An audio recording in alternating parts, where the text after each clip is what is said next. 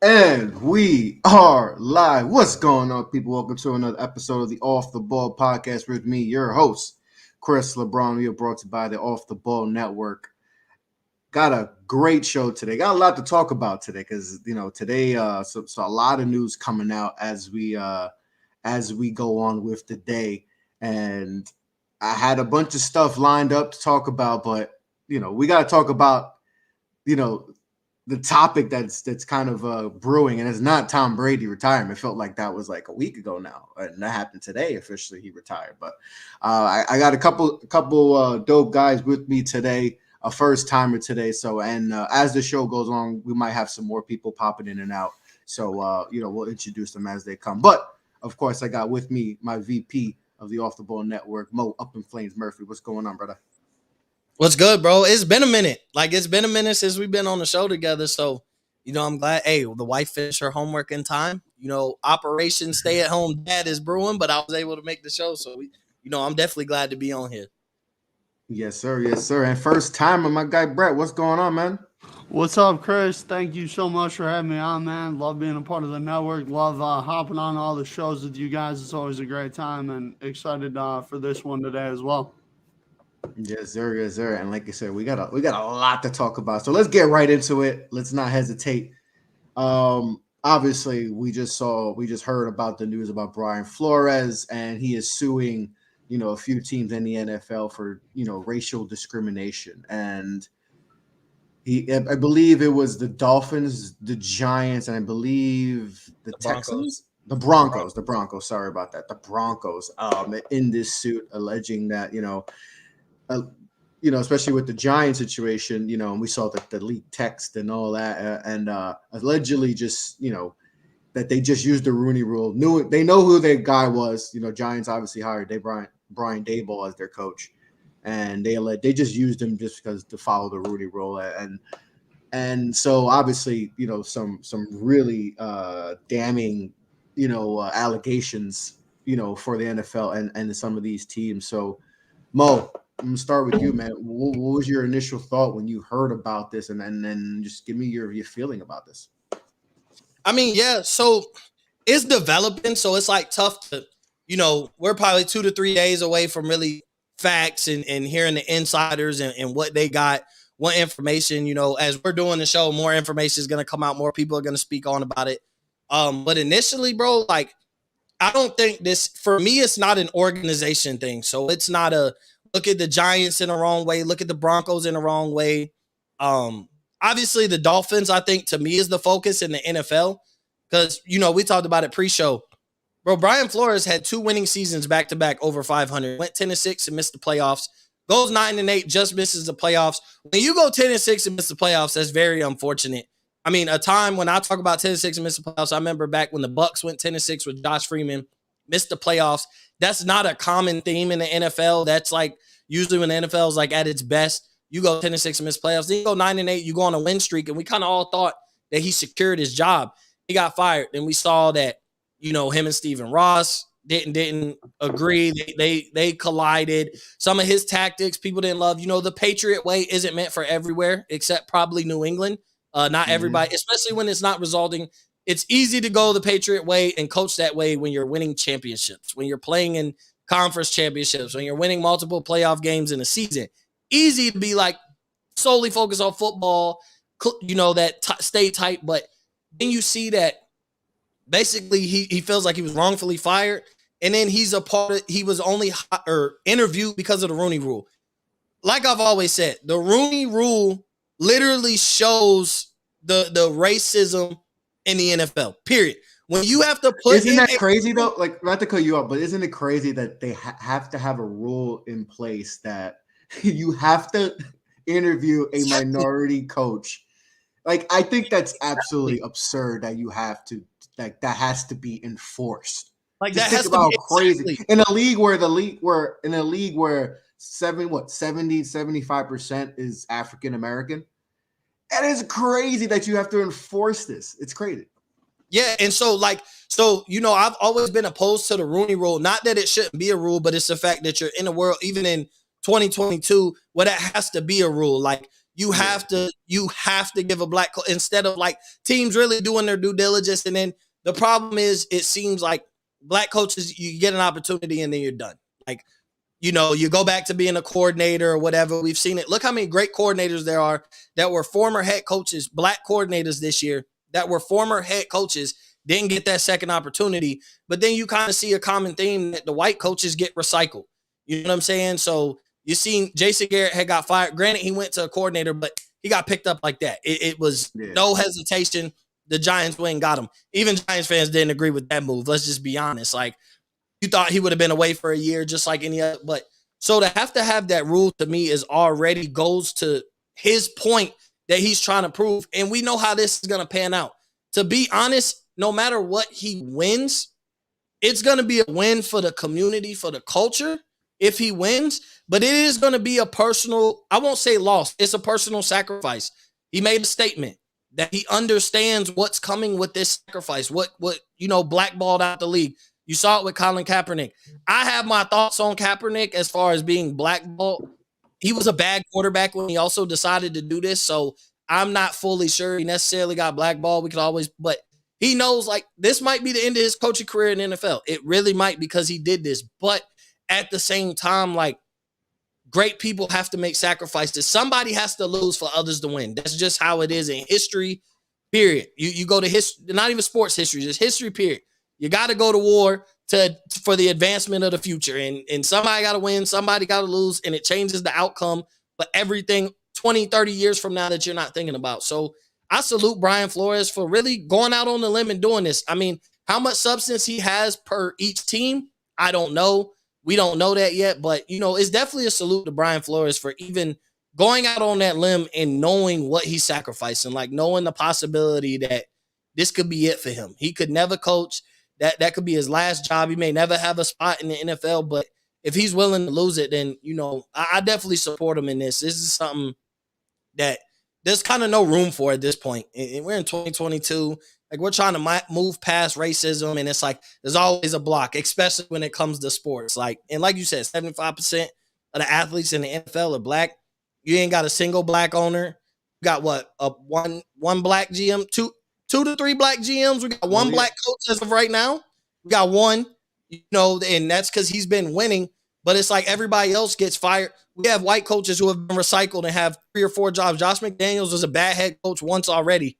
Boom, he gets hired by the Raiders. So it just goes to the point.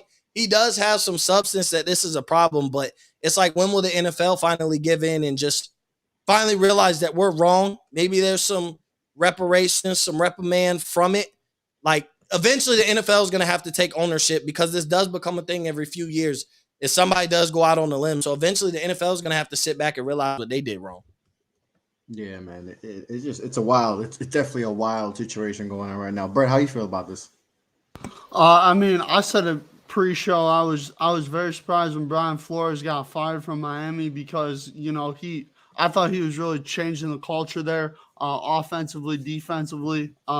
Really had that team playing well, and in my opinion, was going to be a team that was going to be able to compete for the next couple seasons in the AFC East.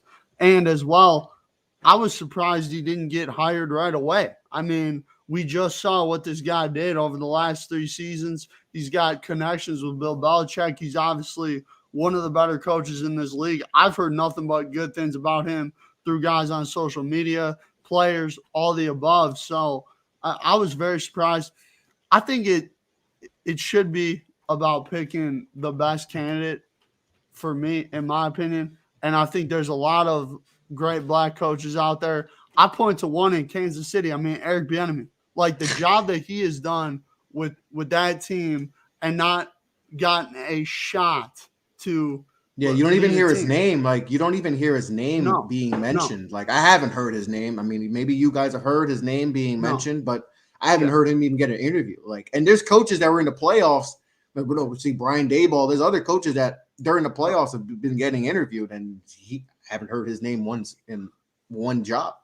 Yep, and I think a guy too, the Niners defensive coordinator DeMeco Ryans is a guy who I could really see being a good head coach. Has the NFL pedigree, been there, done that. Here's the thing. I like Brian Flores standing up for it because here's the thing. In all reality is Brian Flores should be coaching in the NFL. I would take him over quite a few coaches in the league right now.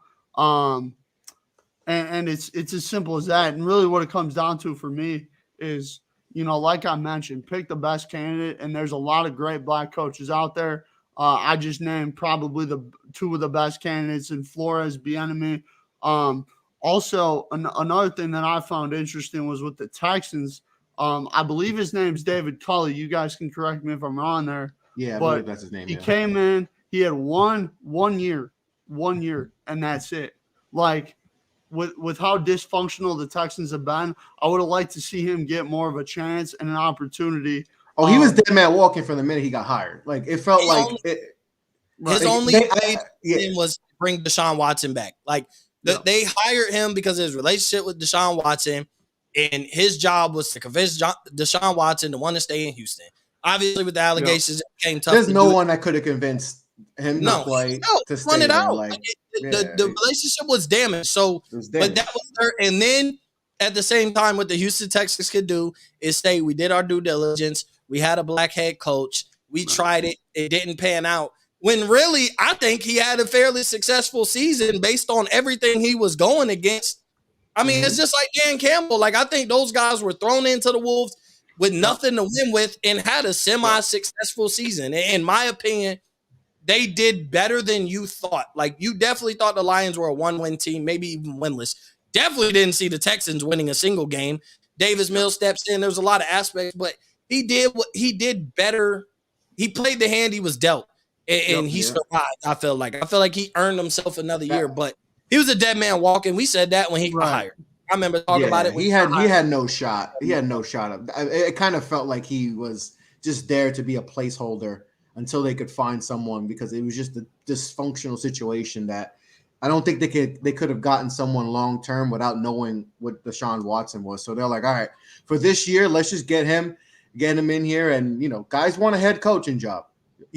So they'll take it and think they can change it, right? Everyone thinks they could change the culture, the franchise, and all that, and I'm sure he thought the same thing. And it always felt like he has no shot. He has no. And it was listen. The Texans are dumpster fire. It was with Deshaun Watson. They were awful last year. Without him, how are you? I don't care what coach you are. You could be the greatest coach. You could be Bill Belichick. You could be whoever. You're not succeeding in that situation with that roster. Exactly. And that situation looming, like, you don't know what the hell's going on with the Watson thing. So, like, he was dead man walking, and it's this whole, like we mentioned with the Rooney Rule and all this, and it always baffled me that rule existed, like, and how in a league that we talk about that is so, like I mentioned, 3/4 of the league is African American and all that. That we have to have this in place. And Mo, you mentioned the Bears just hired a GM who's African American, right?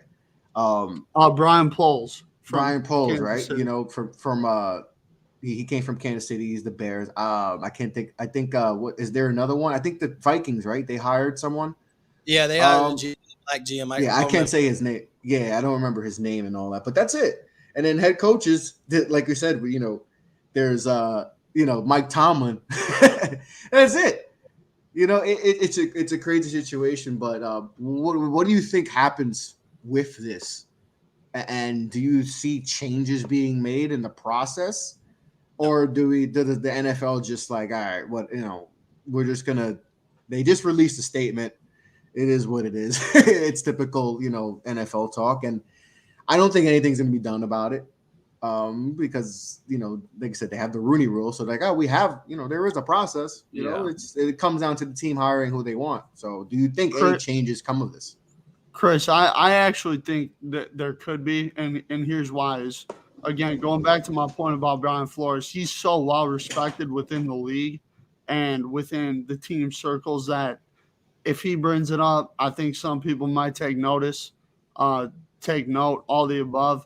Obviously there should be change. I mean, like we've talked about for the better half of 14 minutes now, there should be change. There needs to be change. And the NFL has really been pushing their Inspire Change campaign, and this would be another good way for them to step in and do the right thing again in this situation as well, in my opinion.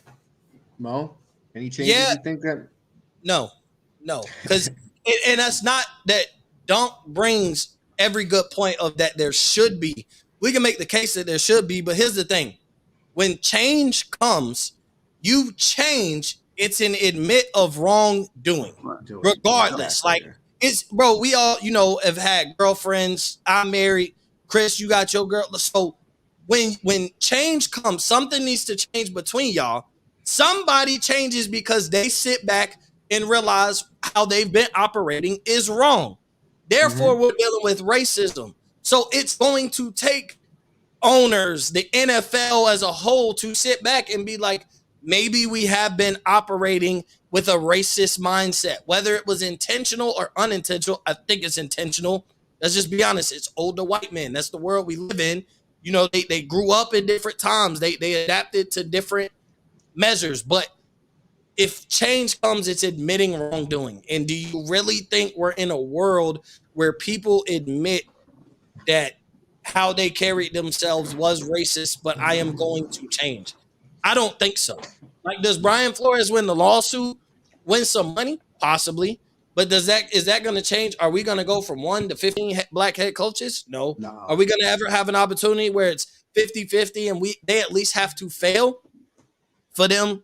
They at least have to fail for them to ultimately change. That is, I don't think there's change, because then in the midst of change, you have to admit wrongdoing. But therefore, it means you sit back, you look yourself in the mirror and be like, man, we have been operating in what would be looked at as a racist manner.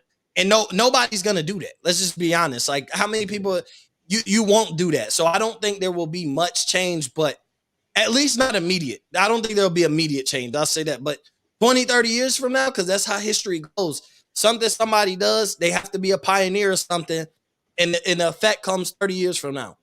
Dr. Martin Luther King, perfect example. We in Black History Month. What he didn't implement the full change, but where we are 40 years now from when he was standing and making his pleas, we're not close to where he wanted us to be, but we're a lot farther along than people even thought was possible back then. So I don't think there'll be immediate change, but at some point things will change. I just don't know.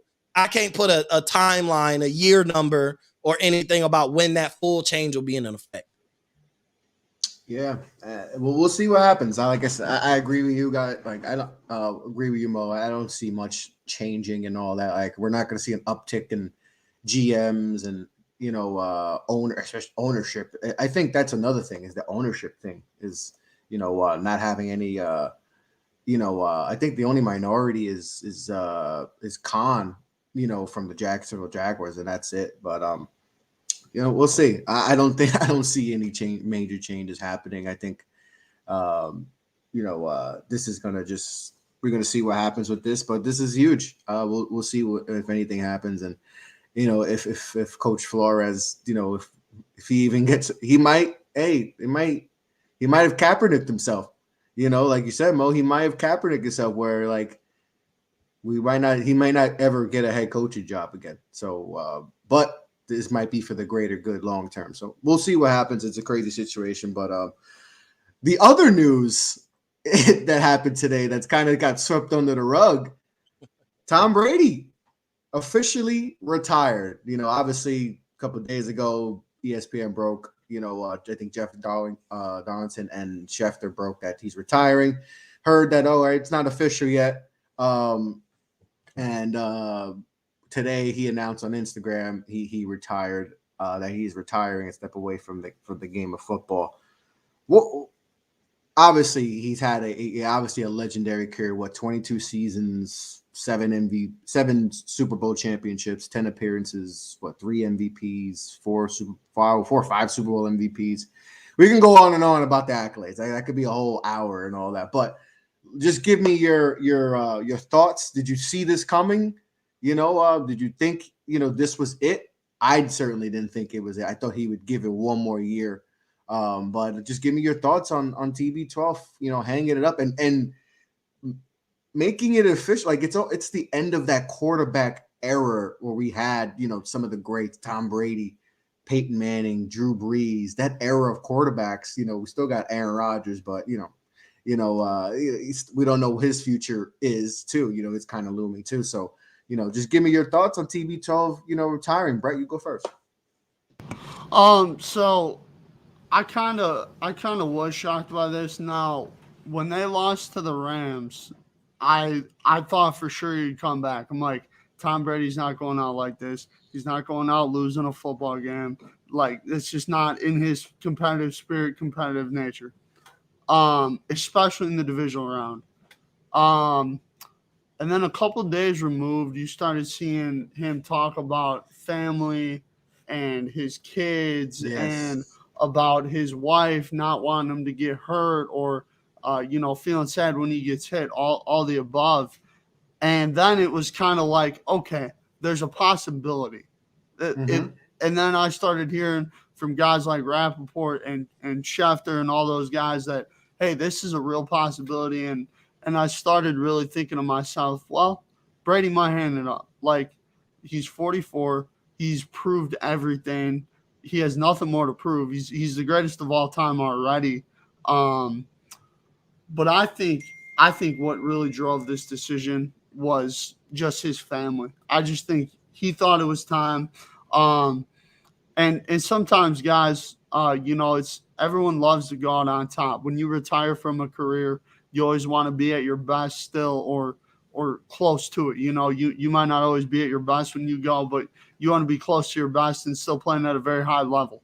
And Tom was playing at a high level. He was an MVP candidate.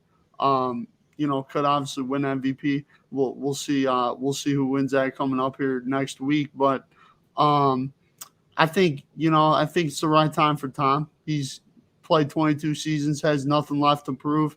And, I'm thankful I got to watch him because you don't always get to watch those generational talents in your lifetime, especially like Tom Brady.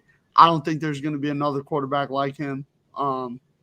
Win 7 Super Bowls, all the accolades like you mentioned, Chris, and just his drive, determination, his leadership, all the above, how he bought into the Patriot way, which him and Bill Belichick seem to have been a match made in heaven, winning 6 Super Bowls. So got nothing but respect for Tom Brady. And now I hope Aaron Rodgers comes back because, with Tom out, we got a real shot.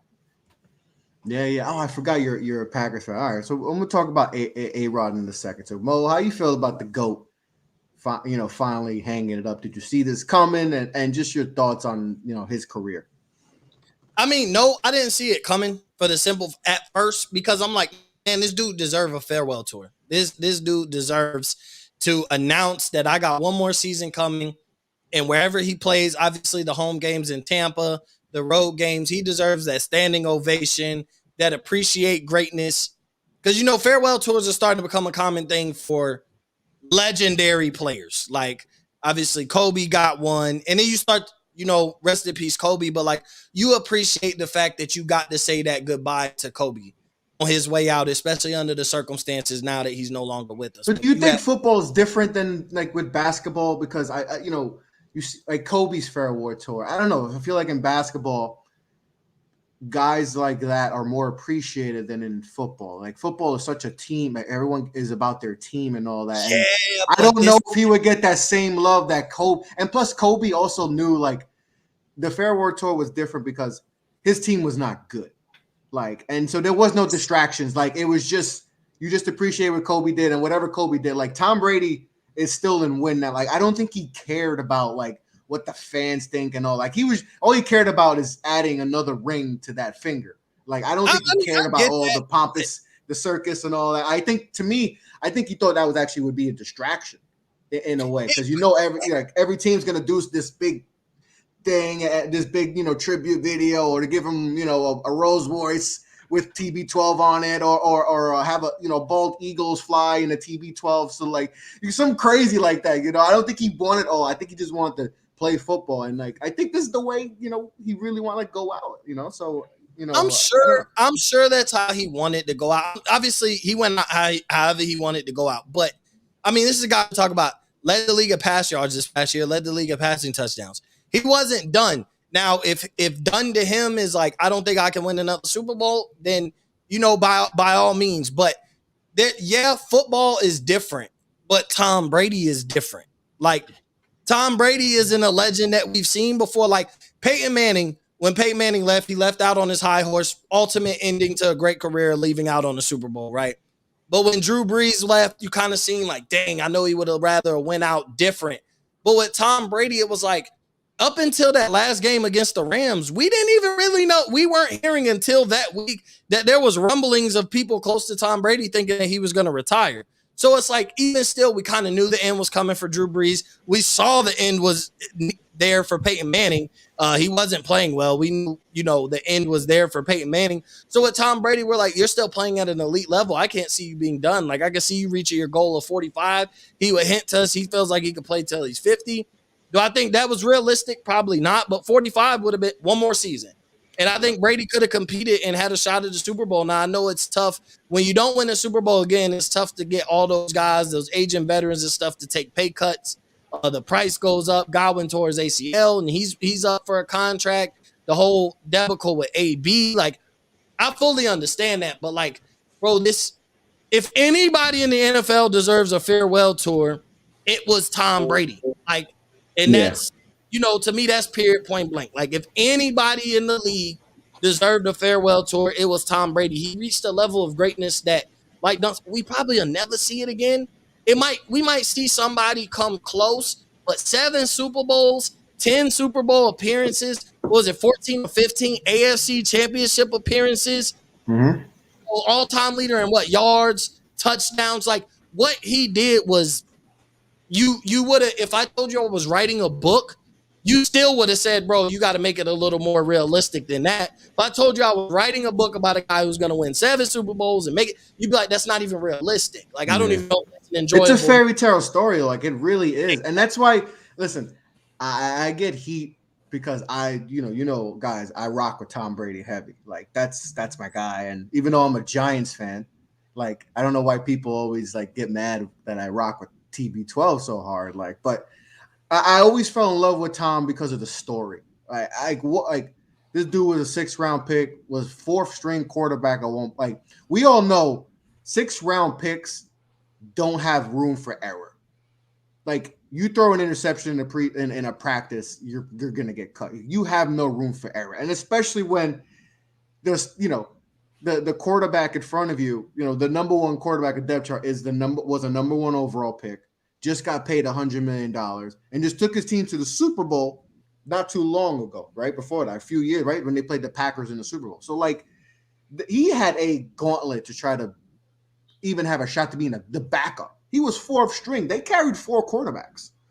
Like, this doesn't, imagine that today. Like, that would never happen in today. Like, maybe you got 1 on the practice squad, the 3rd string, the practice squad guy. You carry 2 quarterbacks nowadays, right? Carrying 4 was, that's crazy. And you ain't got the next Tom Brady on your practice squad. Trust and believe that. Exactly, right? Everyone thinks that, on the practice squad.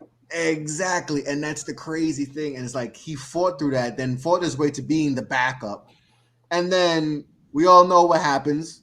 It was Cox hits Bledsoe, and then this guy trots out, and we all know how it ends. We all know how it goes from there on. And it's just, to me, I always was fascinated with the story. And that's why I always liked him and all that, and for a guy like that, doesn't happen. 6th round picks don't, like we mentioned, 6th round picks don't get that opportunity. they just don't. Of anything. Like, goats don't, there's no second round picks in the NBA don't become the greatest of all time. Like, we don't see that in sports. Like, especially, like I said, 6th round quarterbacks if you're a 2nd round quarterback, your room, you may get a year, and if you don't do good in that year, they're gonna draft a quarterback the next year. Like, if you are not a 1st round quarterback, your room for error is very short. Like, you can't mess up. It's very tight. I want to get one of the newest members of the Off the Ball Network. I want to get Brandon. Can you hear us? Yes, I can hear you guys perfectly. Can you hear me? Hey, welcome to the show, man. Thanks for coming on, bro. And thanks for being a part of the network too, man. Yeah, thank you guys for having me. It's a pleasure to be with the group. Yes, sir. So I know you want to talk about the Blind Forester, so I'll get your quick take on that. Well, how do you feel about that whole situation before we go on with Tom Brady retiring?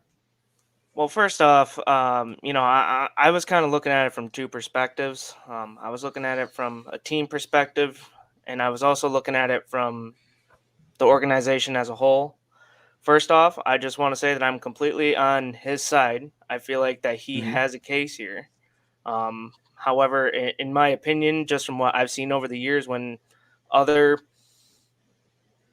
either players or coaches have tried to do something, the NFL has always swept it under the rug. And I think that he's trying to bring something to light that honestly it needs to change.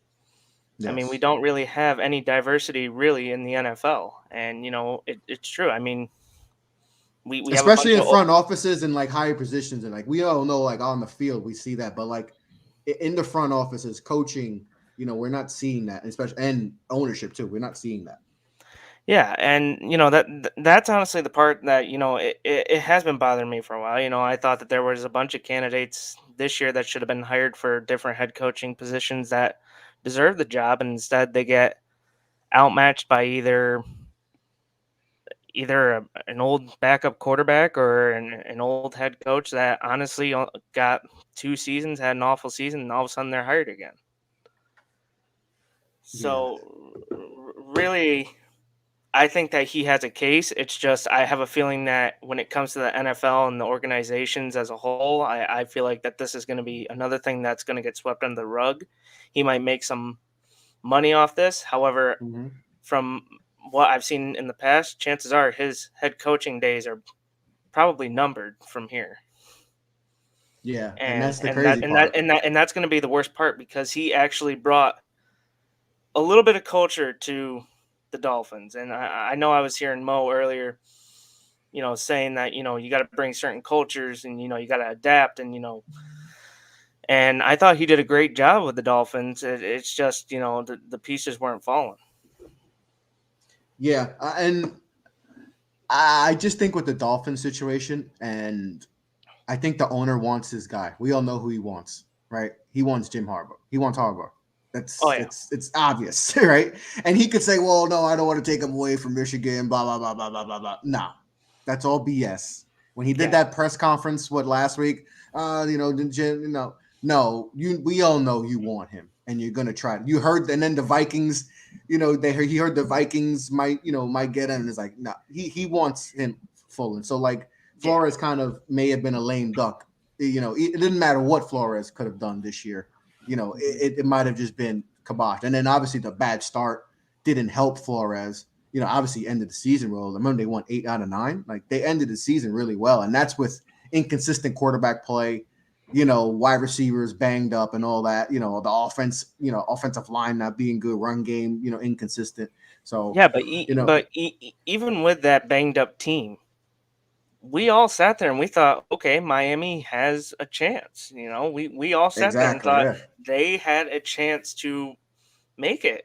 Oh yeah, Obviously, at the end, it didn't quite work out. But I mean, I sat there and I said, it would not shock me if I see Miami make the run. It, but it's just a matter of that they did have inconsistent plays down the stretch, and it just didn't quite work out. But really, he does. Back to Flores here. He does have a case, and honestly, it is something that needs to be brought to the attention of the NFL, and it needs to be dealt with. And no amount of money should sweep this under the table. It honestly, things need to change, and hopefully, he opens up some of the owners and the organization's eyes. I mean, we talked about that before, Brandon. Like, I don't know if anything's going to be changed.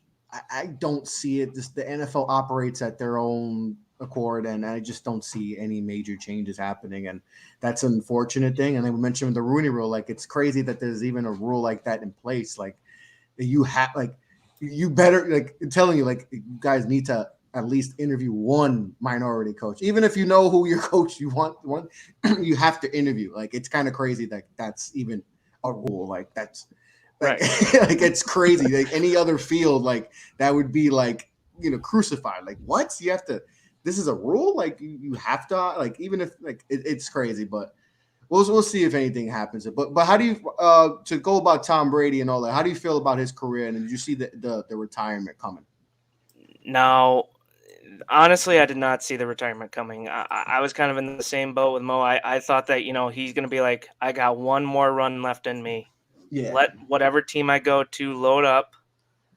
Let's get one more, and then I can ride out on the sunset.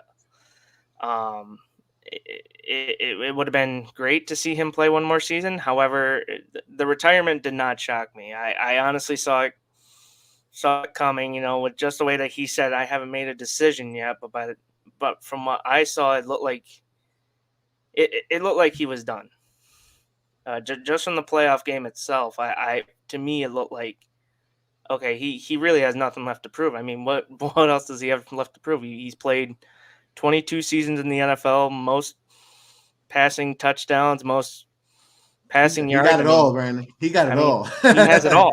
I didn't know what else he had left to prove. But no, I mean, coming from me, I mean, I'm a massive Giants fan.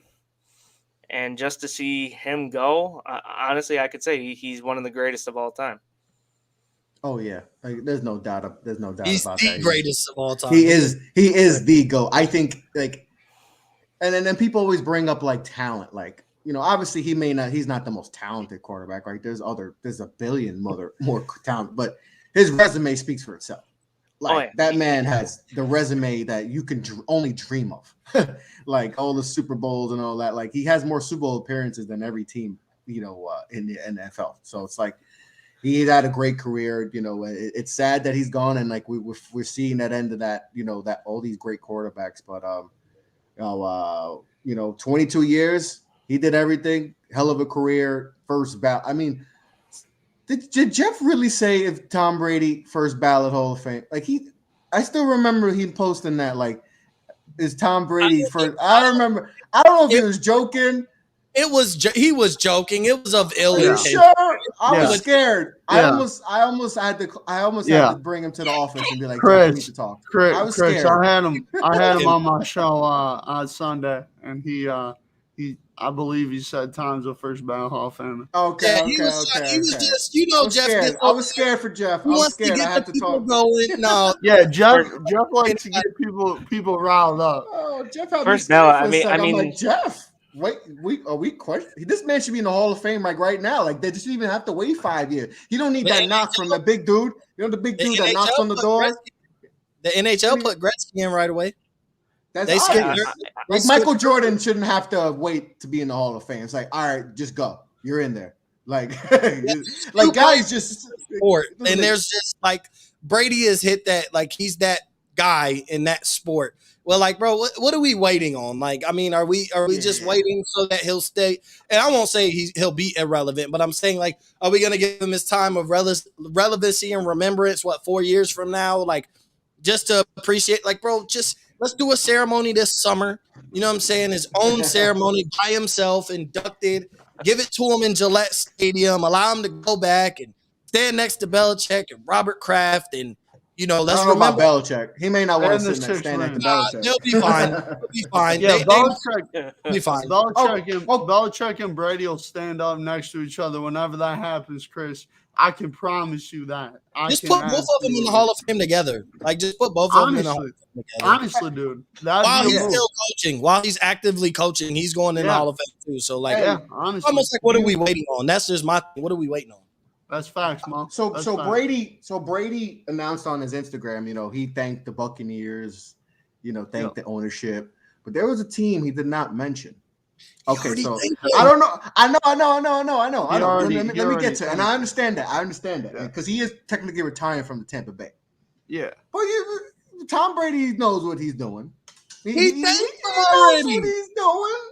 He thanked him. Let me ask you this: Do you think Tom still feels a certain way about how it ended in New England? Because I thought he was a lifer. I thought he was he was going to spend the whole career in New England. Do you think he feels the type of way? But he already thanked New England though. Yes, I do think he feels a type of way, and I think he forever will. I think Bill Belichick will forever will. But it's still he thanked New England when he left New England. He knew no matter if I play for 10 years, 2 years, 5 years, I will not be returning to New England in a Patriots uniform. That time is over with. And so he thanked them. He was able to individually thank them for all the great years. He thanked Robert Kraft. He had a goodbye meeting with them. Obviously, like it was for him to go play for another team, but like he already thanked them. He's retiring from the Bucs. He was mainly talking about his past 2 years. Like, let me show love to the team that took me in. Let me show love to the city and Tampa Bay area that embraced me as a great player. I won a championship here. Like, let me not, because if he retired, he could have simply made it all about New England. Because people, did you really care about? Yeah, he won a Super Bowl. But did winning that Super Bowl really make you look at Tom Brady any different? No. He was the GOAT prior to that Super Bowl. He didn't have to win a Super Bowl in Tampa. He didn't have to play well in Tampa. But I do think him winning that Super Bowl in Tampa was like, I think low key, he was like, it silenced anybody who said it. I think it was Belichick. Man, I went to a different team, and it wasn't like everything was peachy in Tampa Bay, right? They had their struggles, like they were getting they got destroyed by the Saints. He took them in the Super Bowl while New England, was trying to figure out what's going on, and he won a Super Bowl his first year with a new team. So I think he definitely was like, all right. But you saw it. Belichick, you wanted me out? Well, guess what? Look what happened. You made me go to Tampa Bay. Yeah, but you saw a different Tom. I'm gonna be honest here. Yeah, I think you saw a more freer Tom Brady. Exactly. That's what he wanted. I was never the biggest Tom Brady fan. Like, I mean, shoot, my team don't win nothing. He win everything. Yeah, I'm jealous. So you call it a hater, whatever. Like, why you hate the Patriots? Because they always win. It's plain and simple. You sound like a hater. Well, then call me a hater. Like, whatever. I don't care. But I'm saying, when Tom Brady let us see a side of Tom Brady that we hadn't seen for 20 years. We got to know Tom Brady by being in Florida, playing for an organization that's less laid back. Yeah, they're all about football. They're still an NFL organization, but the nice weather, the whole environment. I'm from there, so I know just the atmosphere of there. They never had anything to buy into. The Bucs since what? They won the Super Bowl back in 2002, 2003. Ever since then, it's been bad days for the Bucs. They embraced them, but like they love football down there. They still love the Tampa Bay Buccaneers. So like you just he started doing more interviews. He jumped on the shop with LeBron and Maverick Carter and them. Like he started making appearances. Started being more social. He was cussing too. He was cussing. And he started doing more social media posts where he would respond to fans. He would respond to other athletes. Skip Bayless. He went to Skip, his biggest supporter. He was like, man, Skip, get out of here, man. I know you love me, but nah. He gets on the Manning cast on Monday night and throws his little joking shot. But like, it was like, you're starting to see like now Tom Brady is having fun playing football. It was all business in New England. So like you start like, man, I like Tampa Tom. Like Tampa Tom we got to know the real Tom Brady over the past couple of years. So for me, when I look back at Tom Brady's career, yeah, he is the greatest of all time. But what I like from him, his past 2 years, is what we got to see from Kobe Bryant after Kobe retired. Kobe let us who Kobe was. Freer Kobe Bryant towards the end. Yeah, so he started making those appearances and really talking, and everything was less about the game and more just about life. He wrote Tom let us into Tom Brady's life a little bit. And so it's like, I look at it, he did it in the 2 years in Tampa, but he did it just like Kobe. Prior to Kobe passing, them 4 or 5 years after he retired, we got to see Kobe for who he really was as a person, not just Kobe, one of the greatest basketball players of all time. Kobe who was chasing Jordan. Kobe who just dedicated himself for 20 years to be the greatest player ever and then some. Now, like, you see him as a dad. You see him bringing light to women's basketball. Like, that's what you got to see with Tom Brady, a freer Tom Brady. And so it makes you the guy that you didn't like the most. You respected their greatness, but you weren't a fan of. You got to really like them as a person. And that happened to me with both Kobe Bryant and Tom Brady. So, like, I appreciate Tom for that. Like, you left, and he could have retired after New England or whatever, but you left, and we got to see who Tom Brady really was as a person. He seems like a cool dude. I'd have a couple beers with him. Like, I wouldn't mind. Like, Tom, you want to come on Up Flames? We can have a couple beers together and talk about the good times. Like, I wouldn't mind. Yeah.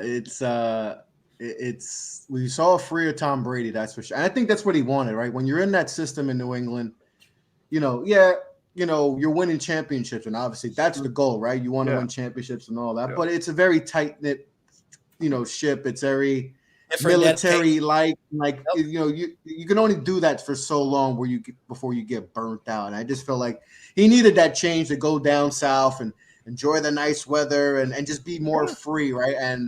But I also think he saw this team, the future of this team, and saw like, okay, things might, this roster is going to be different. People are going to want to get paid, right? That they got to, the whole Antonio Brown stuff, that went down. Like, I think he saw maybe like some cracks in the some cracks in the ship, and it was like, okay, let me get out before things get, because I don't think I don't know. Obviously, I don't know Tom Brady, but I think he saw like, obviously Peyton Manning won a Super Bowl his last year, but I think he was kind of afraid, like, okay, maybe what if it does that downhill, because sometimes it just happens, right? We don't think it would happen with Tom because he's just done it, but like we didn't think Peyton Manning would just have that just down here, like, and he had his team carry. I think maybe Tom felt like, okay, what if it does though? I don't think my team can carry me the way Peyton, like the Broncos carried, Peyton, and that, like that. I don't think the team is built the same way where they could carry Tom to the Super Bowl the way the Denver did, Brandon, how you feel about that?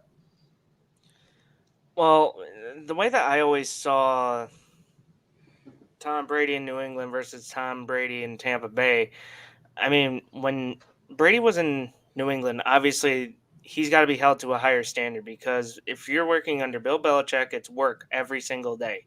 Like Brady came in, he acted professional, but when he went to Tampa Bay, it was just new. Like it was like a new side of Tom Brady that we didn't get to see. And I think that he was just like, I want to prove that it's not always about, coming in every day, working hard and all that. I can prove that I can win a Super Bowl without having that guy that's pretty much telling me, oh yeah, it's hard work every single day, and me just playing my style of football. So the way that I see it is Tom really showed who he really was when he was in Tampa Bay. Granted, yes, did he have a successful career in New England? Was New England like the place that pretty much made him? Yes. However, Tom Brady also said, hey, I don't need just Bill Belichick in order for me to win a Super Bowl. Yeah. And he showed it. He didn't need a lot though, but that's neither here nor there. I'm not gonna take away from Brady's Super Bowl in Tampa, but all I'm gonna say on that Super Bowl in Tampa is like, he did it without Bill Belichick. He proved what he needed to prove, I think, to the rest of the world. But we ain't gonna act like he just went to Tampa's roster as constructed and won the Super Bowl. Like he said, AB, bring me Gronk out of retirement. But that's what he wanted though. Right. I'm just saying. Like, he got full control, because when you're a losing franchise and you get the greatest player of all time, you back, listen to him. Exactly. You sit back and you just say, who do you want? Okay, we're gonna get him. We're gonna get him. We're gonna get Gronk out of retirement. Okay, we got you. Games of the season, and that was their problem the first 8 games of the season. Bruce Arians was trying to run his same offense with a quarterback that don't play like that. Bruce Arians, remember, because they said he took a step back. He said, you know what, Tom, how can we make you the ultimate? How can you make us successful? Not the other way around. Not how can we get you this Super Bowl without Bill Belichick? How can you get us this Super Bowl and this championship to Tampa? And then you saw that's when the season changed. The whole season for the Bucs changed. They started rolling. Their offense was immaculate, like literally immaculate last year. And then prior to like Godwin going down and AB, in his debacle, another high-powered offense. Once again, he led the league of pass yards, led the league of passing touchdowns. Once you kind of gave in and let Brady be Brady, boom, there it was. So, but I'm just saying he did it, and I think he needed that kind of freedom. He needed the personnel. Like, he went into Tampa, and they're like, they basically, what do you want? What do you need to feel like you can bring success to Tampa? And he's like, go get me AB, go get me Gronk out of retirement, keep JPP, go get Ndamukong Suh, probably draft that guy. Draft Winfield Jr. I knew his daddy. If he anything like his daddy, he gonna be a great player. And look at him. Like, so it was a whole go get me Leonard Fournette. Hey, Leonard, you got released. You want to come play here? come on, like, and then it started to become like, not only do people does Brady want them, but they want to play for Tom Brady, because playing for Tom Brady means playing for a championship. Having an opportunity. LaShawn McCoy. Who else they brought? They brought Le'Veon Bell at one point. Like, Brady would look, I'm committed to win and bring in who you got to bring in. So I think he even enjoyed that the past 2 years. Is like, he got to go out having fun, bringing guys in, having kind of control of the personnel, leaving the front all, hey, as long as we got money, bring these guys in. And so I think he did enjoy that aspect for the past 2 years, and it brought a Super Bowl. It brought a championship. And injuries. I mean, injuries is what probably stopped him from getting his Super Bowl. Let's just be honest. They were very depleted. They came into the playoffs very banged up. And they were kind of the team, if you were trying to win a Super Bowl, you wouldn't have minded running into the Bucs.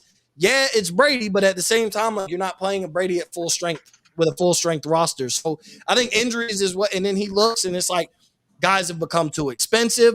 We're not going to be able to keep this roster. We're not bringing back all 22 starters. We'll start getting in bidding wars for this guy. We'll have to make so many changes. Not like we're going to have the highest of draft pick in each round. If we do win, since we didn't win the championship, and it's going to be a little bit of rebuilding. Some guys are going to retire because they're aging as well. So I just think he looked at all that and he's like, you know what? I don't want to deal with it. Like, and it's not no fight to the Bucs. It's like, I came here, I brought glory days to the Tampa Bay Buccaneers, did what he needed to do and then some. And, now he just gets to enjoy his next adventures, which is what his production company, his clothing company. He's going to buy a team. Price. I'm gonna need him to lower the price on that TB12 merch. He tripping. I ain't paying $55 for. Okay, t-shirt. So I bought a My girl bought me a TB12, those containers, like those, and it was like $70.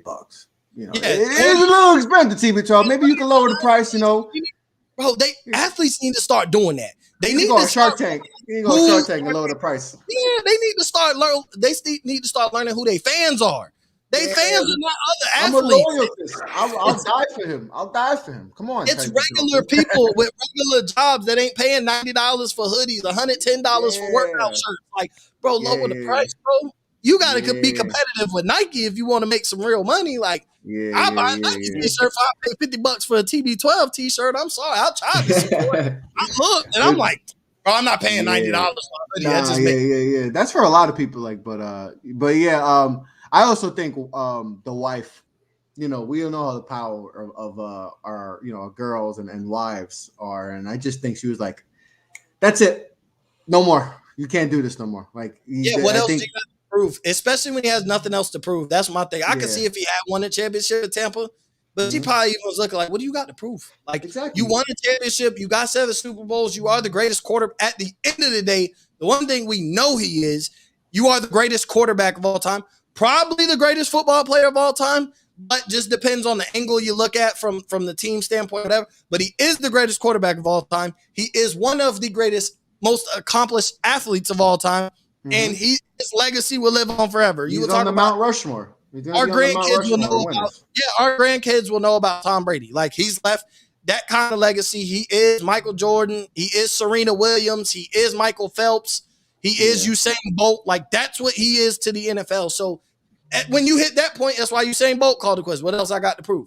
Michael Phelps called it quits. What else I got to prove? Like, I'm literally you look at me. If you want to reach ultimate greatness, you have to pass me. And I set the bar so high, I almost put it at impossible status. So, I mean, that's like, maybe his yards get passed up eventually because we just get more and more offense or whatever. But as far as total accomplishments, 15? Like I said, 15 conference championships, 10 Super Bowl appearances, 7 Super Bowl rings. That's you set the bar like Michael Phelps did, like Usain Bolt did, like Simone Biles did, like Serena Williams. I won't say as much Michael Jordan because there's been some other guys, Kareem, Bill Russell, who've done the championship thing, but even still, like how he took over the world. You've set that kind of bar, bro. Yeah, go enjoy your family. Go make your wife happy. You know what I'm saying? She's essentially been by your side, your career. So go make your wife happy and live life. Like, you'll forever live Tom Brady. Your career is, it's nothing else to be said about his career. He's the greatest football player. 100%. All right. So I want to get into this next topic, and we're going to shift over to the association. Obviously, the All-Stars were announced. All-Star starters were announced, and there were some names, some first-timers, and a name in particular that people were kind of like, huh? So LeBron James, Kevin Durant, they are the top vote getters, so they're the captains of those teams. So I guess right, they get to pick the reserves, I believe. So then the East, Kevin Durant, no shocker, he won't play. I don't believe he's going to play, but because he's hurt right now. But he's in there. Giannis, Joel, Trey Young, DeMar DeRozan. I don't think anyone there is really shocking that and then let's go over to the West. LeBron, I mean, duh. Like we don't have to. That's like I think he has the most consecutive All-Star game appearance. Like he's made the All-Star team every year since 18 years as a starter. Yeah, since his second year in the league, he's made the All-Star. I think, and he's been a starter. I believe every single year too. Yeah, every single year. Nikola Jokic, the reigning MVP. Steph Curry, Ja Morant makes his first appearance. Obviously that was. People talk about MIP, most improved. Man's in the MVP discussion. And then Andrew Wiggins is a first-time All-Star and a starter. Okay, so, all right. Obviously, a lot of people have a lot to say. Brandon, you go first. Is there a snub from this? And who's the most? And do you have any issues with the starters on either side, East or West? Well, really, the most shocking one to me out of that whole list has to be from the Western Conference starters. Mostly Andrew Wiggins. I mean, that one was the most shocking one to me. I mean, obviously, we expect to hear the names of Curry and LeBron James and all that. But Wiggins, I was definitely shocked by how he was able to get in. I do know that a few players that I was shocked that did get snubbed a little bit here. I thought Devin Booker. I thought, honestly, he was going to be a part of that. I thought, Mitchell from the Jazz, I thought he was going to be in it. But that has to be the most shocking one to me was obviously Wiggins. I don't know how about anyone else feels about that, but I did notice that there were a lot of players that were snubbed on there. I mean, obviously, we could have had, Karl Anthony Towns. I mean, he's definitely improved his game with the Timberwolves.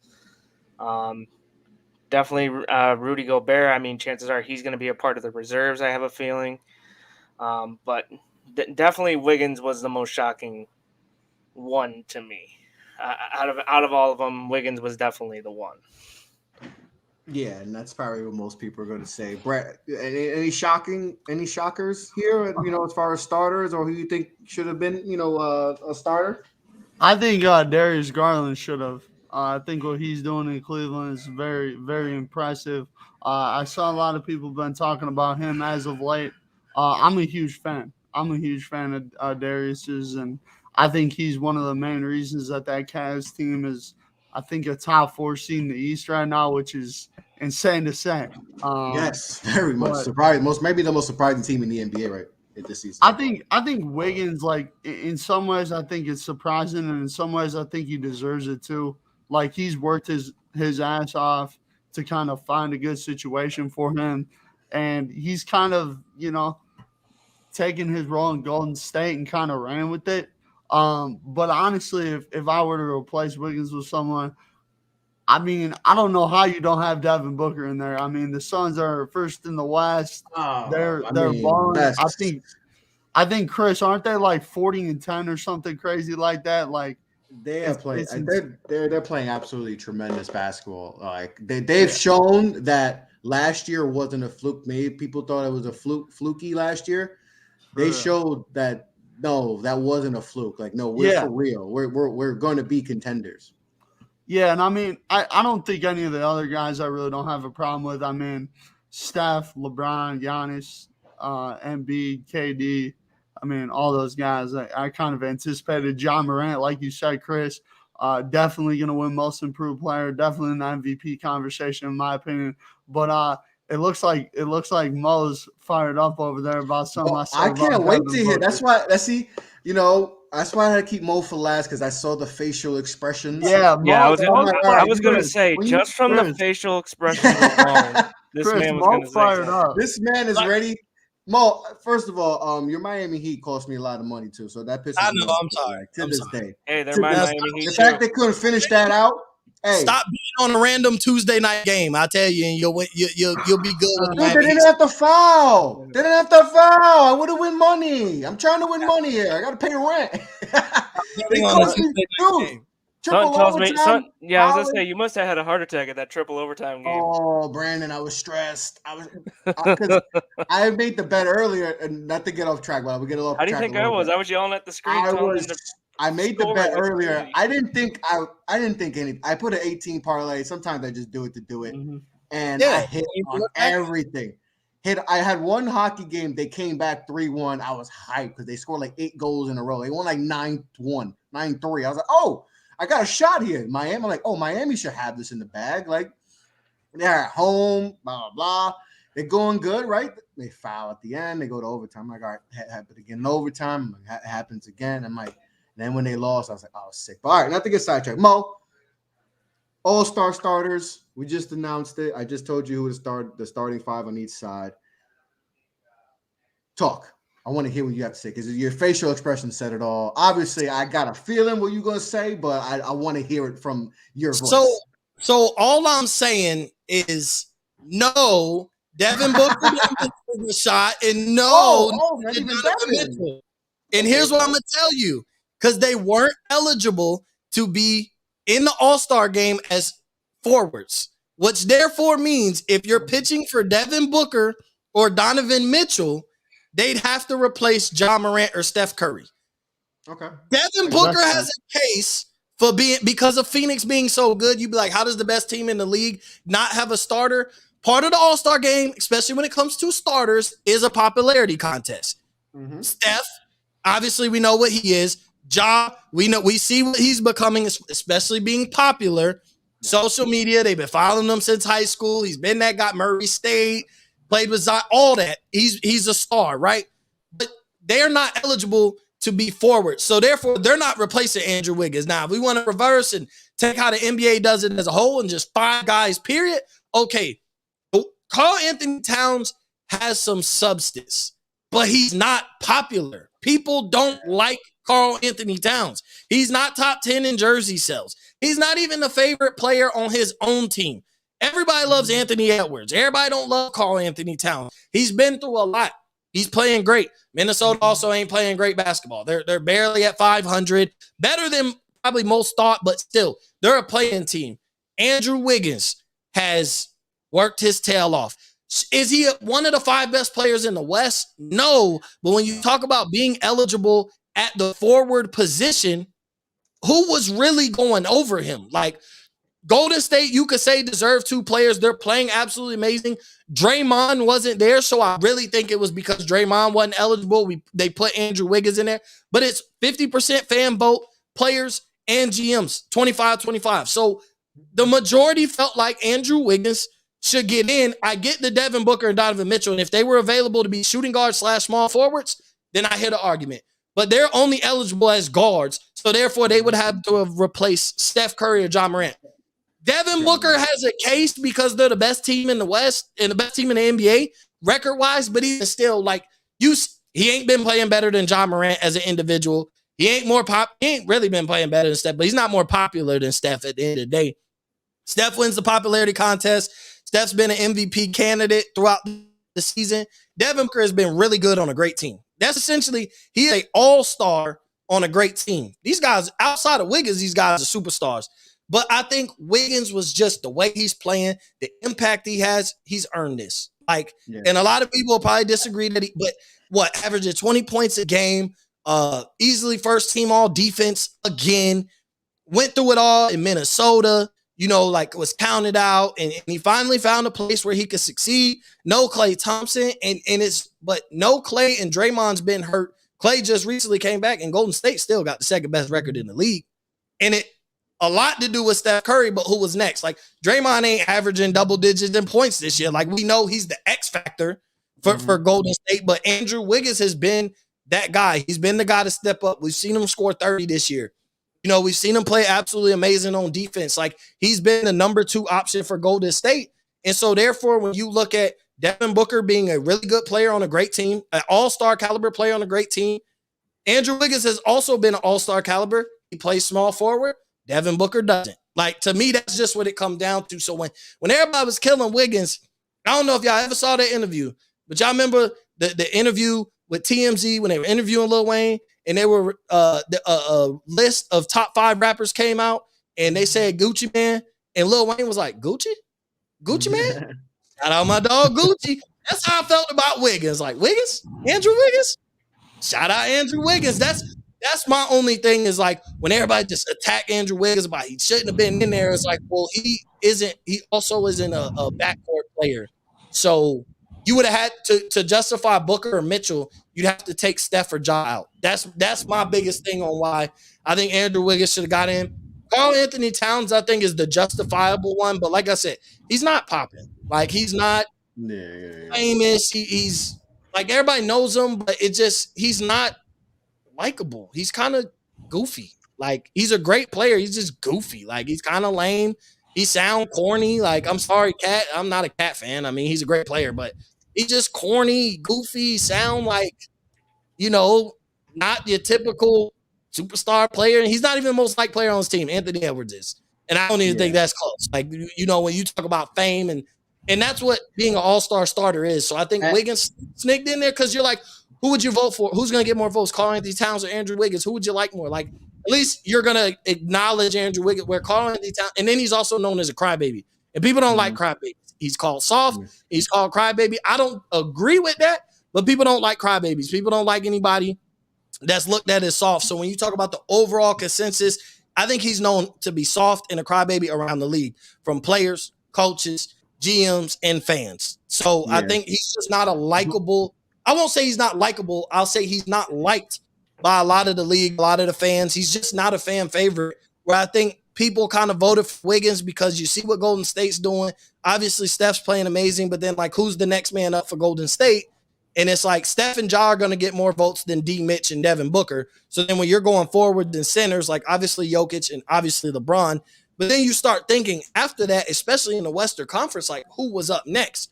But you made a good point, though, Mo. Like, the forwards in the West are weak. No Kawhi, no Paul George. No Kawhi, there's no Paul George. Like, guys who probably would have, if Paul George was healthy, he's probably a starter. He probably takes Wiggins. No AD either.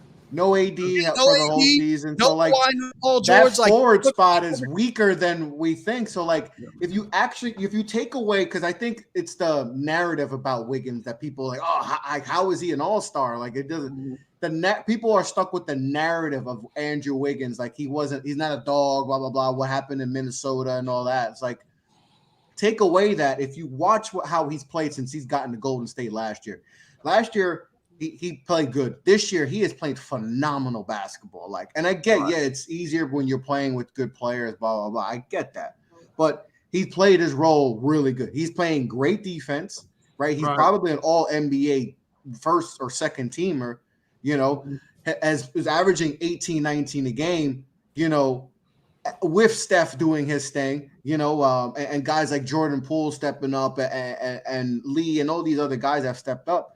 He's played really good ball. And like like we mentioned, maybe Draymond, maybe you could argue Draymond but he's been hurt. But it's like you actually look at it and then you look at, all right, who else was a candidate? And you're like, in the West, you're like, you know what?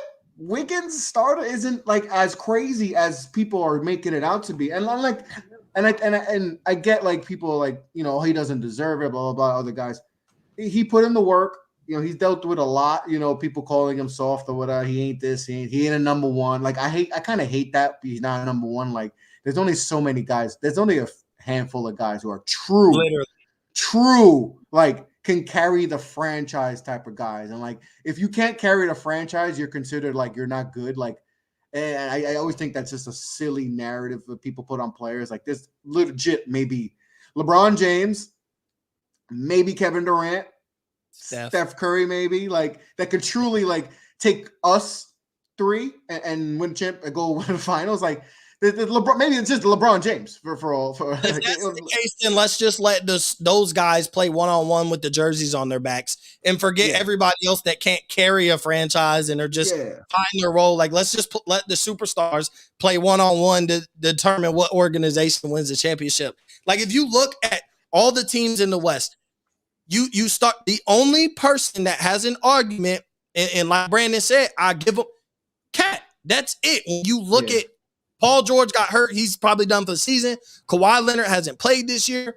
Michael Porter Jr. Brandon Ingram might have a case, but his team's not good. Yeah, they're terrible.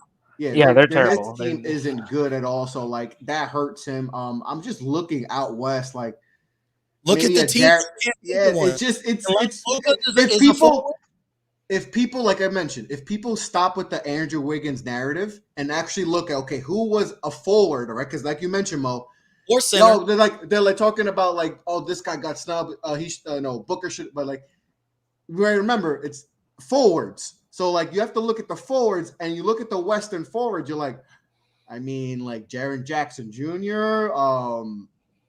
Like I mentioned, Brandon Ingram, like there isn't a lot of guys that you like. If you actually sit down and you're like, okay, Wiggins, all right. If we're to go on by forwards, and I think because it is, they are the front court, so you could have done two centers. But I think when even factoring that, it's an all-star game. Who's going to bring more excitement? Do you really want to see Cat and Jokic starting on this? Because we know that's going to set the tone. Cat is a really great player. He would deserve to be a starter over Andrew Wiggins, but you're going to have two centers starting because it's forward/center. So you could have two centers starting, but like you already got Jokic, you don't want Cat starting. Like that's what it comes down to too. Then if I'm voting and I'm thinking about how can I make an exciting all-star game, Andrew Wiggins can fly. They about to be out there playing defense. Minutes, Jokic to Wiggins is going to be. So Wiggins on the backdoor cut. LeBron throwing an alley to Wiggins, Wiggins throwing an alley to LeBron, like coming down, like it's also entertainment. It is the all-star game. And so who's going to make for the most entertainment when you really start thinking about it? Like I said, he benefited from no Kawhi, no Paul George. Maybe if Michael Porter Jr. had played this year, because he probably would have been a scoring machine, he would have had a case as well. Brandon Ingram is on an absolutely terrible team. Nobody even paying attention to the Pelicans anymore. We don't even care about them. No Zion, no relevancy. That's the only time we talk about the Pelicans is talk about what Zion's going to do. So, yeah, Brandon Ingram has a case, but then you'd be like, am I going to award Wiggins for everything he's went through and plays a number two up until the point of Klay coming back? He's been the number two option on a great team. Or am I going to give B.I., who's like, he puts up good individual stats on a bad team? Like, they're absolutely horrible. We already awarded him once. Awarded him once. You're not going to do it. I think he'll be a reserve. I think B.I. will be a reserve at least. Probably, but the other forwards are in the East. Like when you start thinking about it, like you'd be like, who didn't get it? You'd be like, Jimmy Butler, Julius Randle. Like when you start thinking about forward, don't say Julius Randle. I'm just saying, like when you start thinking about forward, Jason like Tatum, Jason Tatum, like they're all in the Eastern Conference. So when we simply talk about like they're not. They would win that argument if they were in the other conference. He's a benefactor of, some of the best players at that position. But AD been hurt, for the past 6 weeks. Like, no Kawhi, Paul George goes down. Dame is a guard. Even though he's been hurt anyway, but I'm just saying Dame is a guard. Yeah. So you start to think about it. They didn't include Luka as a guard/forward this year. So therefore, Luka wasn't eligible because if they did that, Luka's getting in. But he was only eligible as a guard because it's based on how many minutes you play at certain positions. So you think about the guys that you feel like got snubbed, they're guards. And I don't think Luke, Mitch, or Booker got snubbed over Steph or John Morant. And I've said this before, even regarding like the all NBA teams, just put the 5 best dudes. Like the all NBA team, NBA team should just be like, and I've said this, Mo, I've said that who are the 5 best? Who are the 5? That's who you truly get. Who truly is all NBA. Who are the 5 best players? Like, but that's how it should be to me. Like you do, like for me, you do. To me, it's the 15 best players, but team success does have to factor a little bit into all NBA teams. Like I'm not putting B.I. He's averaging 25 on a bad team. I'm not putting him in there. You know what I'm saying? Right. Like team success does have to factor that a little bit when we're talking about what have they done for their team, but like it shouldn't be 2 guards, 2 forwards, and a center. I mean, the centers will get in because it'll be Gobert, Jokic, and Embiid every year. They'll get that. But then after that, it should just be the 5 best players. Who's your first 5, whether it's Bron, Steph, or whatever, then second That's team, facts. next 5, and the next 5. Yeah. Like, it's just I positions. 100% agree. Yeah, I it's agree that with simple, that. but we'll see. But all right, last topic, the dunk contest. They announced who's going to be in it. Right. Mo's face says it again. This is horrible in my opinion, but whatever. It is. I've talked about the dunk contest before, and just like how it's definitely lost its value. It's not the same, but we got Obi Toppin. Who's going to be in the dunk contest. Jalen Green, the rookie from the Houston Rockets, will be in it. Cole Anthony from the Orlando Magic. Juan Toscano-Anderson from the Warriors. And like I said, Obi Toppin from the Knicks. I'm not going to talk about who's in the dunk contest because we know who's in it. I want to know from you guys, from this season, who do you want to see in the dunk contest? So give me your 4 guys that you would love to see in the dunk contest. Brandon, you go first. So mine's actually honestly, it's a name that you already said, Obi Toppin out of the New York Knicks. I think that he deserves to be in that dunk contest. I mean, even though the Knicks aren't having the really best season, when it comes to attacking the rim at full force, Toppin definitely knew how to do that when he was in Dayton, and he brought it right to New York. So when it comes to the dunk contest, it wouldn't shock me if he is in that, and he does put on a stellar performance in it. Yeah, he does. I think he'll put on a good performance and all that. And I don't think show he's gonna out. win. But I don't think I don't know who's gonna win because, like I said, we don't even. I don't even know. But this is Cole Anthony.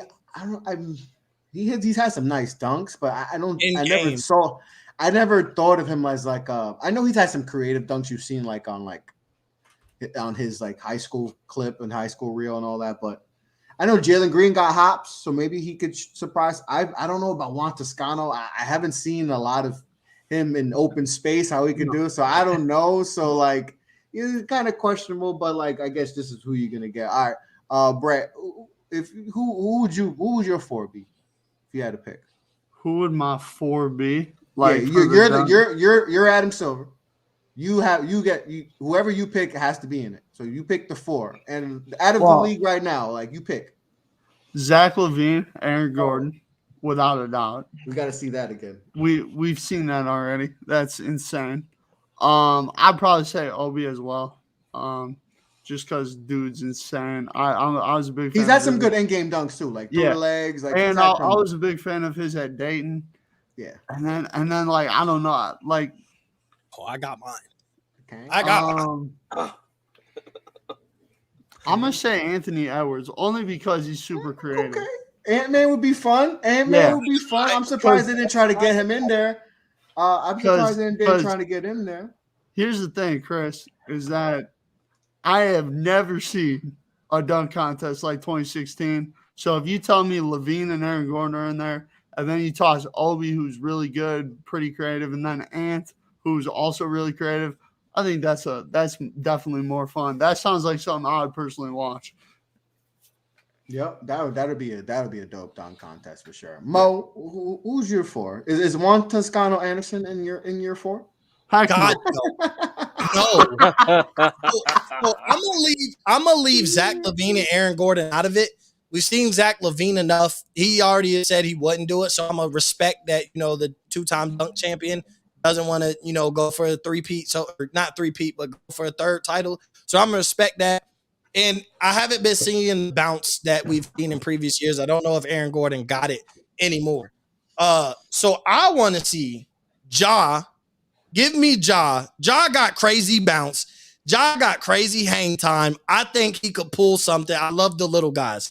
Let me get Anthony Edwards, 100%.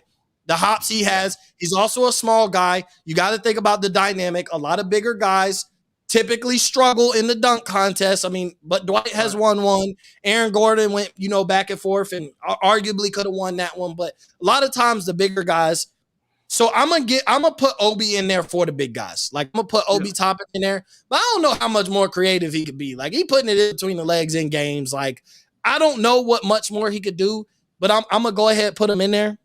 So yeah, let me get Ja, Ant-Man, Obi, and let me get Miles Bridges.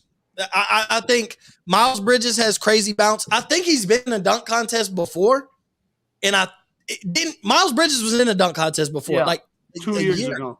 2 years ago. So he's been in a dunk contest before, but if I just think about the guy who's got the bounce right now, and the more creative we're getting as the years go, the more creative you have to get. Let me get John Ant for the little guys, and let me get Miles Bridges and Obi Toppin for the big guys. I think Obi could hold it down.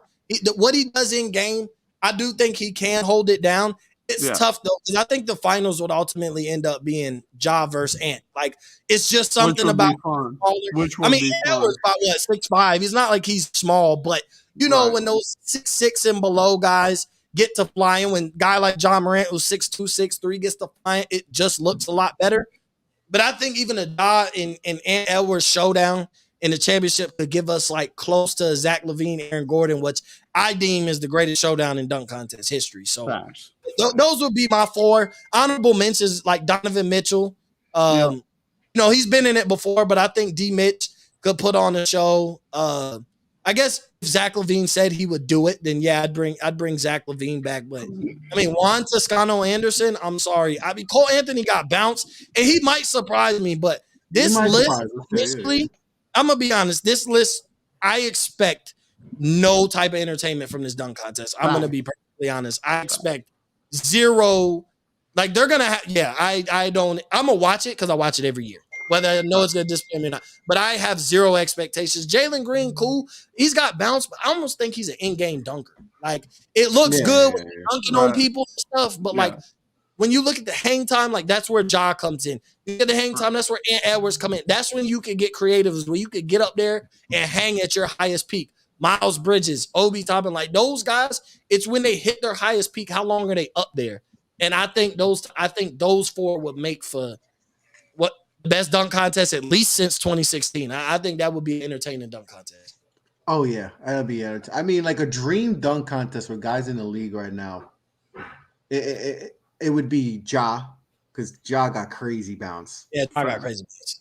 Crazy bounce. And I would like to see Ant in there, because I think Ant could do some things. If he was healthy, Zion in the dunk contest would be fun. Yeah.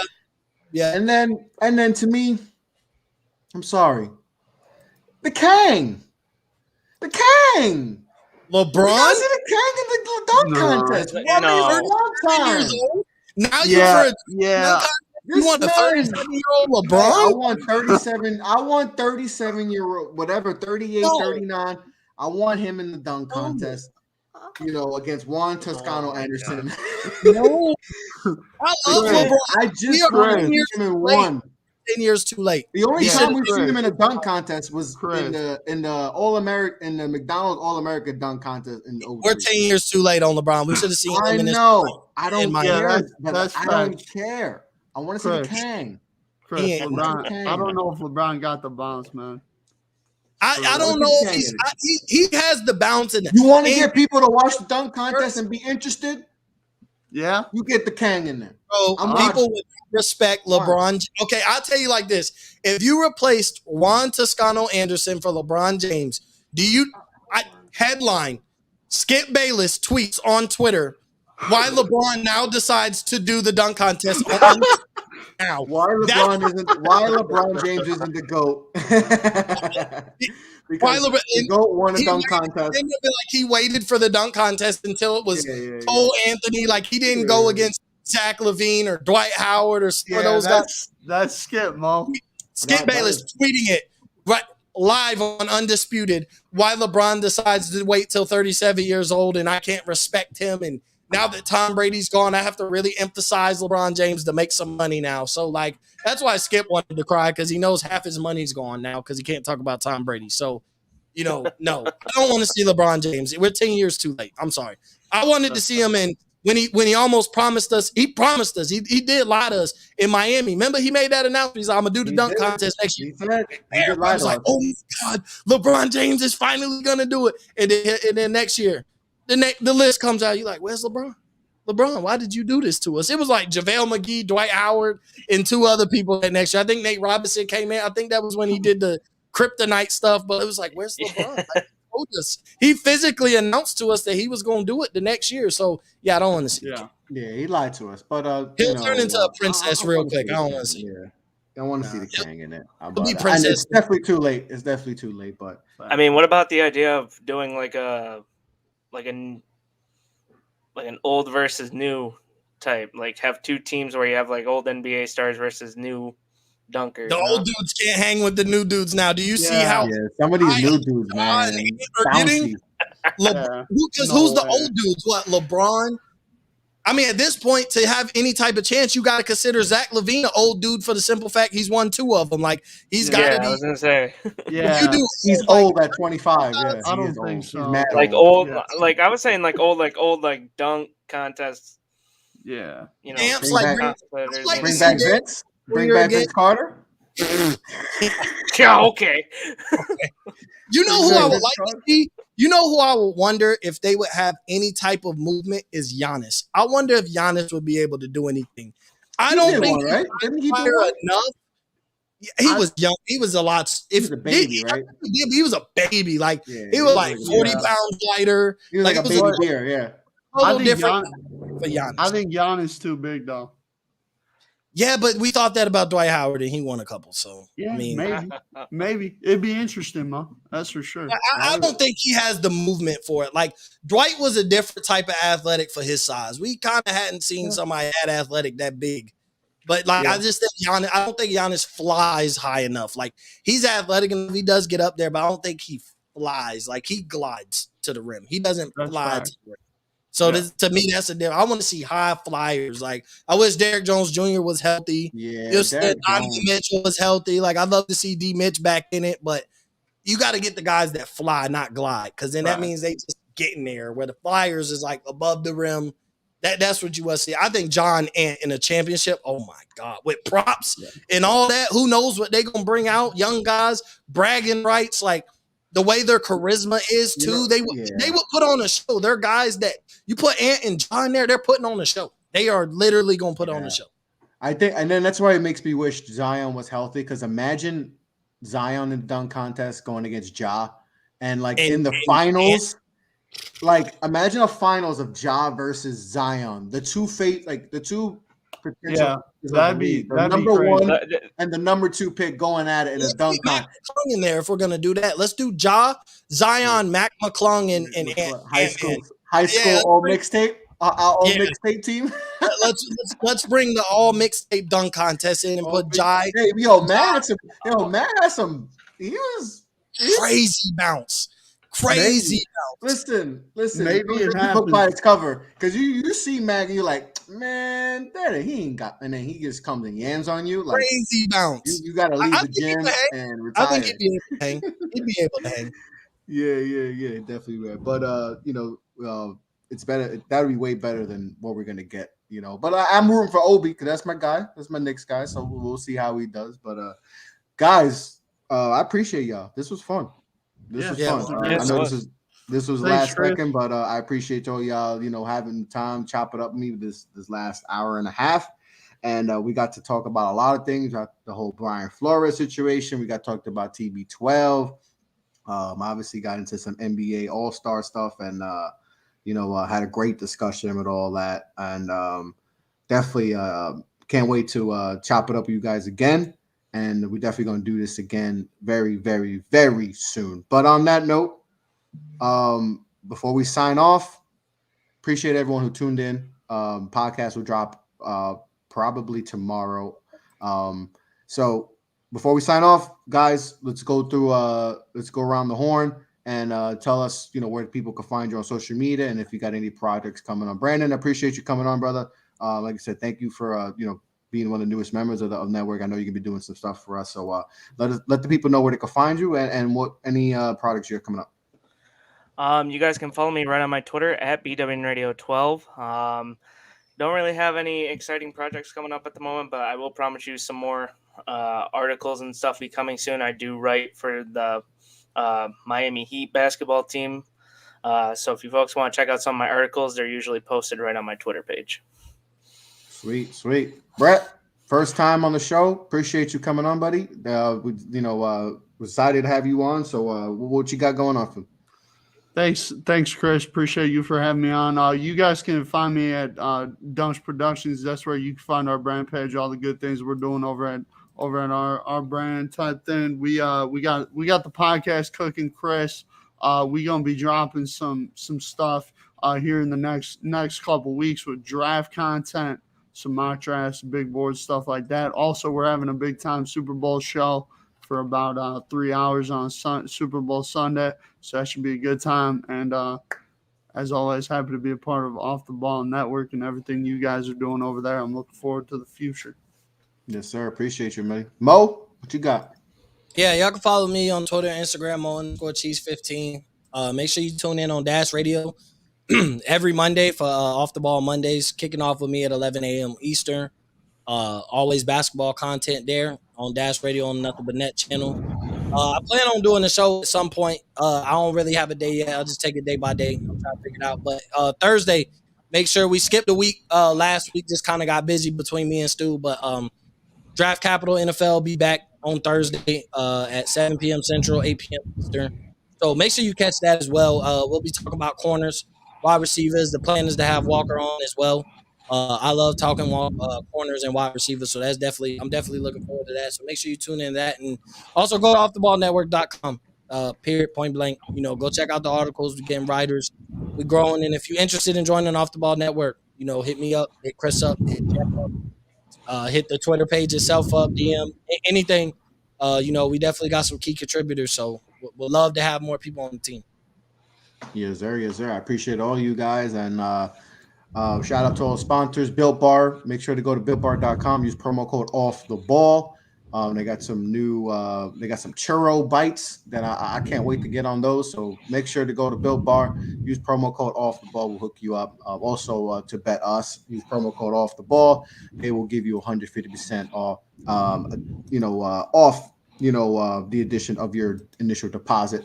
They'll match that. And we'll try to bring you some money. We got some good betting guys. Mo been winning some money. I almost hit 2 parlays, but like I said, Mo was freaking Miami Heat. I had to just mess it up. But we try to win you money and all that. But on that note, I'm Chris LeBron, Off the Ball Pod. You can follow me on Instagram, Facebook, Twitter, all that good stuff. Just follow me on Twitter. I'm most active there to see if I have projects coming up. But like I said, appreciate all 3 of my guests joining me today. Like I said, we talked about a lot of things. So make sure to, like I said, appreciate everyone who tuned in. Like I said, podcast going to be dropping most likely tomorrow afternoon. On that note, be well, be safe, take care. Don't be racist. Be kind to everyone. Peace out, guys. Thanks, Chris.